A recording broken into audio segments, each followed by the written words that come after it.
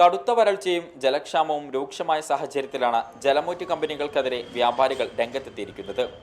കേരളത്തിലെ 7 ലക്ഷം വ്യാപാരികളാണ് Coca Cola Pepsi വിൽപ്പന അവസാനിപ്പിക്കുന്നത്. പകരം നാടൻ പാനീയങ്ങൾ വിൽക്കാനാണ് ആലോചന. ജലചൂഷണത്തിനെതിരെയുള്ള പോരാട്ടത്തിൽ അണിനിരക്കുമെന്നും കേരള വ്യാപാരി വ്യവസായ ഏകോപന സമിതി സംസ്ഥാന പ്രസിഡന്റ് ടി നസറുദ്ദീൻ റിപ്പോർട്ടറോട് പറഞ്ഞു.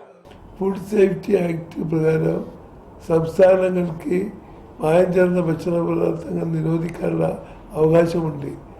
ആ അവകാശം ഉപയോഗപ്പെടുത്തി കൊക്കക്കോലയും പെപ്സിയും ഉൽപ്പന്നങ്ങൾ നിരോധിക്കണമെന്നതാണ് ഞങ്ങളുടെ ആവശ്യം.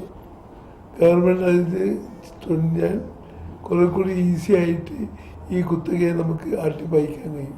ഈ മാസം 1 മുതലാണ് തമിഴ്നാട്ടിൽ കോള, പെപ്സി ഉൾപ്പെടെയുള്ള പാനീയങ്ങളുടെ വിൽപ്പന പൂർണ്ണമായും അവസാനിപ്പിച്ചത്.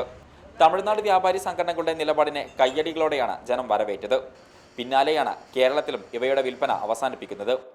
ഇന്ത്യയിലെ സോഫ്റ്റ് ഡ്രിങ്ക് വിപണിയിൽ 80% പെപ്സി, കൊക്കക്കോളയുമാണ് കൈയടക്കി വെച്ചിരിക്കുന്നത്. കഴിഞ്ഞ സാമ്പത്തിക വർഷം തങ്ങളുടെ സോഫ്റ്റ് ഡ്രിങ്ക് വിൽപ്പന 4% ഇടിഞ്ഞതായി 2016 ഒക്ടോബറിൽ കൊക്കക്കോള പറഞ്ഞിരുന്നു. പാക്കേജ് ചെയ്തുള്ള ലസ്സി അടക്കമുള്ള ആരോഗ്യകരമായ പാനീയങ്ങളുടെ കടന്നുവരവാണ് കൊക്കക്കോളയ്ക്ക് തിരിച്ചടിയായത്.